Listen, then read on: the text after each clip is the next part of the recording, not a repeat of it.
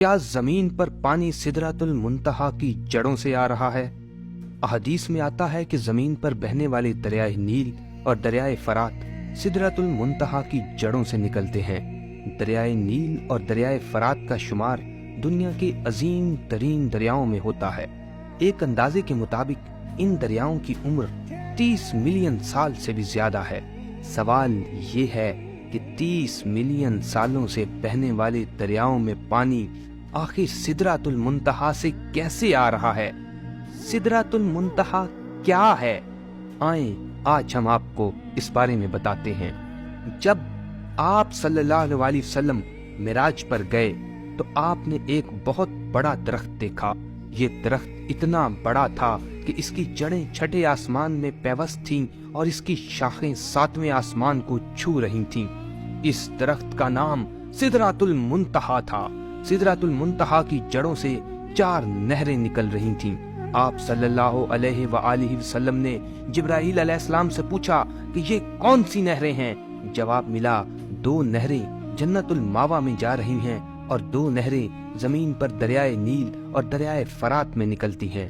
اب سوال یہ ہے کہ سدرۃ المنتہا کہاں ہے؟ کیا سدرۃ المنتہا کسی دوسرے سیارے پر ہے یا سدرۃ المنتہا کسی دوسری کائنات میں ہے؟ یہ بات تو کنفرم ہے کہ سدرۃ المنتہا اور زمین کے مابین اربوں کھربوں نوری سالوں کا فاصلہ ہے۔ سوال یہ ہے کہ آخر زمین سے اتنا فاصلہ ہونے کے باوجود سدرۃ المنتہا سے نکلنے والا پانی زمین تک کس ذریعے سے پہنچ رہا ہے؟ زمین پر پانی کہاں سے آیا؟ یہ سوال ہمیشہ سے سائنسدانوں کے لیے ایک معمہ رہا ہے۔ ایک عرصے تک سائنسدانوں کا یہ خیال تھا کہ زمین پر پانی کیمیائی عمل کے نتیجے میں وجود میں آیا۔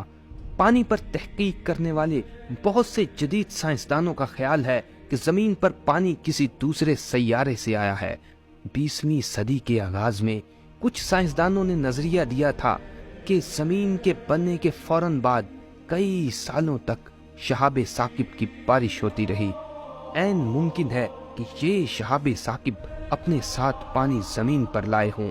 سوال یہ ہے اگر دریائے فرات اور دریائے نیل میں پانی سدرۃ المنتہا کی جڑوں سے آتا ہے تو سائنس اس بارے میں کیا کہتی ہے؟ فی الحال انسان خلا میں جتنی دور تک دیکھ سکتا ہے کہیں سے بھی یہ اشارہ نہیں ملتا کہ آسمان سے کسی ذریعے سے زمین تک پانی آ رہا ہو۔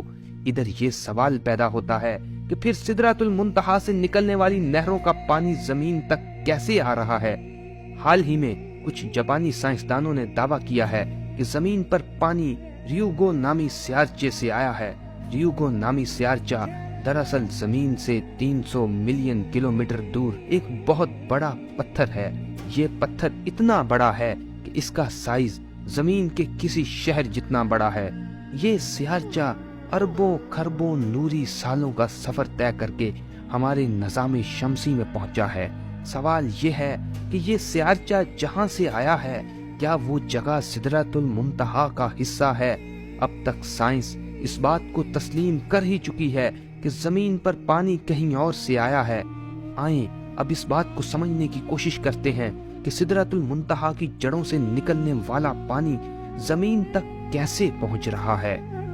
سائنس میں ایک تصور ہے جسے ورم ہول کہا جاتا ہے۔